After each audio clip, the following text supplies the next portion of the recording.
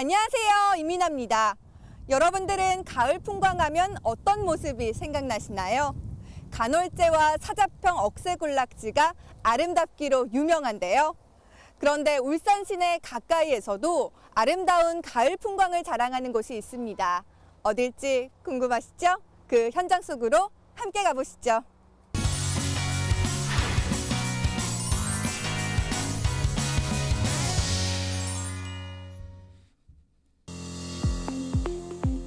도심을 벗어나지 않고도 자연의 아름다움을 느낄 수 있는 곳, 바로 태화강입니다. 미라보 다리 아래 세느강이 흐르고 우리의 사랑도 흘러내린다. 와, 선생님, 예. 제가 갑자기 이 시를 왜 읊었냐면요. 저희 뒤로 있는 저 다리를 보니까 갑자기 유럽 한복판에 와 있다는 생각이 드는 거예요. 마치 아치형으로 되어 있는 게 우리나라에서 좀처럼 볼 수 없는 다리 모양이기도 하고요. 와, 이 다리와 그리고 수면 위로 보석같이 반짝반짝 빛나는 이 태화강을 보니까요. 늦가을에 느끼는 이 정취, 태화강 정취는 지금까지한 또 다른 아주 색다른 면모가 있구나, 이런 생각이 듭니다. 그런데 이 태화강에서 제 눈길을 가장 사로잡은 게 뭐냐면요. 바로 저 끝없이 펼쳐져 있는 저 무수한 갈대들이에요. 너무 아름답지 않아요? 저기 갈대가 아니고 억새입니다, 억새. 아니 선생님, 강가 옆에 있으면 갈대죠. 무슨 말씀이세요? 갈대는 이제 보면 또 갈대가 있어요. 근데 여기는 이제 이래 하얗게 핀 거는 억새. 특히 여기는 물억새라 그래요. 또 산에 있는 참억새인데 그 억새 종류입니다. 그런데 여기요, 억새만큼 많은 게 또 뭐냐면요, 이 강가 위에 떠다니는 오리들이 굉장히 많아요. 철새인가요? 지금 철새들이 많이 날아왔어요. 철새들이 보면 지금은 이제 청동오리도 왔고 홍머리 오리도 왔고 애비새라고, 애비새가 이래 물에 이래 들어가던 애비새도 지금 왔고 뭐 농병아리도 왔고. 그리고 아까 보니까 물닭도 있더라고. 물닭도 있고. 물닭이요? 물닭도 많이 날아왔어요. 해마다 겨울이면 찾아오는 태화강 철새들. 보기만 해도 참 좋았습니다. 지금 요 한번 보시면 그 약간 이래 물이 이래 바닥이 보이잖아요. 오, 수심이 얕은지 바닥이 훤히 드러나 보여요. 그게 왜 그러냐니까 지금 여기 이제 앞에 보면 이래 태화강 물이 흐르다가 이제 저 앞에서 이제 그 동천 물을 만나면 그 물 흐름이 막히니까 여기서 퇴적이 됩니다. 다 가라앉는 거죠. 그러다 보니 여기가 지대가 높아져 가지고 옛날부터 여기가 전탄이라고 그래. 전탄. 전탄이라는 게 살 여울이라는 뜻인데 그 말을 타고 건너면 말의 목이 물에 안 잠긴다고. 그래서 건너갈 수 있는 곳이었다고 그랬어요. 그래서 옛날부터 여기가 이제 건널 수 있어 가지고 여기 요지입니다. 강 안으로 쑥 밀려 들어가는 것 같아요. 그렇죠. 이렇게 모래가 이렇게 잔뜩 쌓여 있어요? 모래 함유점이 돼가지고 신기하네요. 모래가 퇴적이 되니까 이제.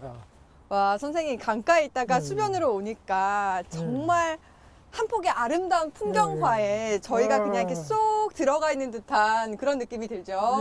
그렇죠. 동천강 합류 지점 모래톱입니다. 강 속으로 들어간 풍광이 또 색다르게 다가오는데요. 참 멋지죠? 지금 여기 보시면 이쪽으로 이제 여기 명초입니다. 여기 이제 우리 그 동천이 흐르잖아요. 동천 이름이 원래 어련천입니다. 어련천. 말씀 못자 이어질 연자거든. 옛날에 지금 모래가 많이 차 있지만 옛날에는 내려오면서 이래 말소리가 끊이지 않은 그런 강. 그러니까 말하자면 이래 졸졸졸 흐르는 소리가 계속 이어졌다고 그래요. 그 어련천이고. 물이 졸졸 흐르는 소리. 사람들의 두런두런 말소리가 지금도 들리는 듯한데요. 그런데 이곳은 무서운 역사의 현장이기도 합니다.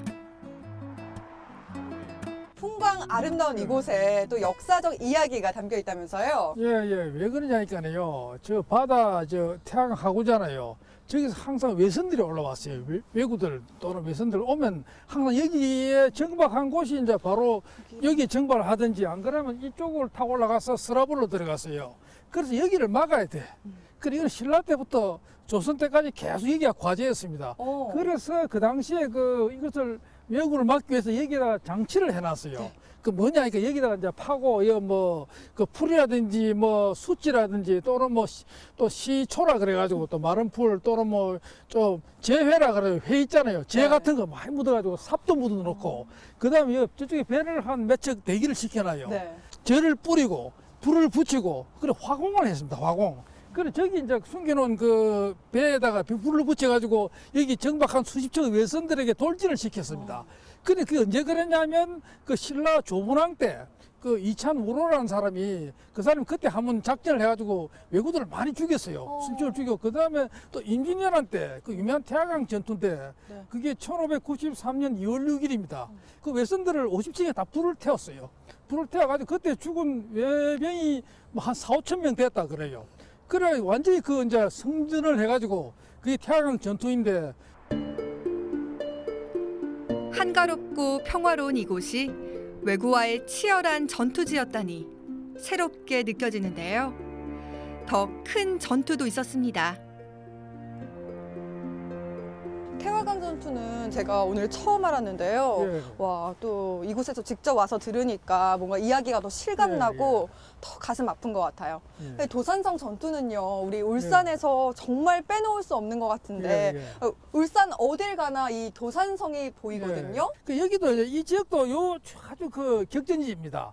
옛날에 그 1597년 12월 22일 날, 23일 날 그 명나라 조명연합군 5만 6천 명이 이제 외병 2만 5천 명을 이제 타겟으로 해가지고 내려와가지고 처음에는 이제 요 주변에 뒤쪽에 이제 옛날에 그 약 200동의 포막이 있습니다. 외병들은 이제 항상 이래 포막 이래 천막을 쳐가지고 거기에서 머물렀기 때문에 그 12,000명의 외병을 쳤어요. 쳐가지고 거기서 이제 그 초장에는 우리가 대성을 했습니다. 그때 그 이제 일본 외장 기카와 히로이라는 그런 장수가 이제 그 테러를 차단했기 때문에 이쪽으로 와서 이쪽을 차단을 해버렸어요. 차단하니까 그때 이제 그 요 전탄을 지키던 그 우리 명나라 군대가 이 포위가 돼 3,000명이 포위가 돼 버렸어요. 그래가지고 그 사람들이 이제 그 사람들하고 그때 막 싸우던 군사들하고 이제 전달이 잘못 안 되니까 그래 경주로 가려면 저리 가야 되는데 이쪽이 경주인 줄 알고 이리 이제 막 도망을 온 거라 달아나니까. 네. 근데 와보니까 어때요? 저 지금 갈대밭에 이제 물이 가로막혀 있잖아요. 그래서 그때 그 사람들이 많이 희생이 되었습니다. 그때 여기서 죽은 병사들이 1386명이라고 이제 일본의 그 까사노가 문서에 나와요. 그래서 그 당시에 여기서 그 희생이 많았던 곳이다. 근데 왜냐면 우리나라 이래 어병들은 지리를 아니까 요래 빠져가지고 도망을 갔는데 명나라 군은 모르잖아. 그 사람들은 여기서 고스란히 다 녹아내려가지고. 지금으로부터 400여 년 전 이곳에서 전투를 치른 선조들의 심정은 어땠을까요? 그 일단을 살펴볼 수 있는 귀한 자료가 있다고 합니다.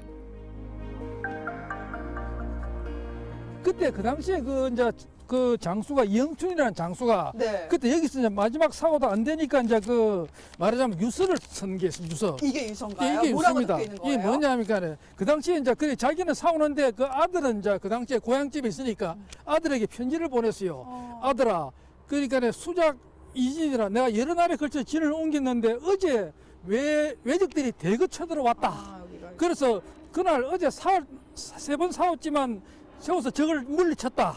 그러나 이제는 이제 그 큰 배들이 계속 또 오니까 내지하니까 힘이 다하고 도와줄 구원병도 오지 않고. 절박한 전투 상황이 구구절절히 느껴지는데요. 이곳에서 희생을 치른 이런 선조들이 있어 오늘 제가 있단 사실 새삼 다시 느낍니다. 정말 감사를 드리고 싶습니다. 아들아, 우리 집안은 이 대대로 그 나라의 은혜를 받은 집안이다. 그래서 이 민대란 대란에 어당 죽는 것이 옳다. 우리가 나라를 위해서 죽는 것이 우리 집안은 옳을 것이다. 네. 그래서 오늘은 나는 필히 죽으려고 한다. 필히 죽을 수밖에 없다. 그러니까 너는 집에서 제사를 끊지 말고 조상을 잘 모시라. 지금 주변이 막 소란스러우니까 외적들이 쳐들어오니까 더 이상 시끄러워서 내가 글을 뭐 더 여기 설 수가 없다. 이런 유서를 보냈어요. 이게 이제 울산의 문화재입니다. 와. 그 울산 박물관에 보관이 돼 있는데 이게 이제 이영춘 유서라고. 전쟁을 끝내고 평화가 찾아왔습니다. 유서를 듣다 보니 눈물이 나는데요. 숙연해진 마음 잠시 추스를 곳이 있어 찾아가 봤습니다. 가을 전경 억새밭입니다. 네, 가을 억새길 옆을 이렇게 지나가니까요. 이렇게 하얀색 커튼을 옆으로 이렇게 쭉 지나가는 것 같기도 하고 또 하얀색 붓이 하늘을 이렇게 파랗게 그리고 있는 것 같기도 하고요. 예, 예. 너무 예쁘지 않아요, 선생님? 예, 저희 그렇죠. 키보다도요 훨씬 더 높아요. 예, 예. 와. 이번 여행에서 느낀 것이 있습니다. 태화강의 풍경만 노래할 것이 아니라 선조들의 발자취를 찾고 기려야겠다는 건데요. 태화강은 숨겨진 역사 박물관입니다. 아, 선생님 저희가 오늘 가을 억새가 만개한 태화강을 쭉 걸었잖아요. 예, 예. 이곳 태화강은 우리 울산에서 어떤 의미가 있는 곳일까요? 뭐 그렇죠. 여기 자연이 대자연이 살아 있는 곳이잖아요. 국가정원 우리가 뭐 2호가 바로 저 위에 있지만 이 자연을 어쨌든 간에 우리가 잘 갖고 와가지고 아름답게 더욱 따듬어 가지고 우리가 참 전국에서 오는 손님들 또 우리 세계에서 오는 손님들에게 울산의 그 풍광을 보여주는 대표적인 이 이제 태화강 이걸 우리가 더욱더 잘 갖고 와야겠습니다. 네, 향토사학자 이양훈 선생님과 함께 태화강 가을 억새길을 쭉 따라 걸은 하루였는데요. 네, 끝나가는 늦가을의 정취도 아름답고 태화강 역사 이야기도 들을 수 있어 참 좋은 시간이었습니다. 끝나가는 늦가을이 아쉬운 분들이라면 이곳 태화강으로 가을 억새길 구경하러 와보시는 건 어떨까요?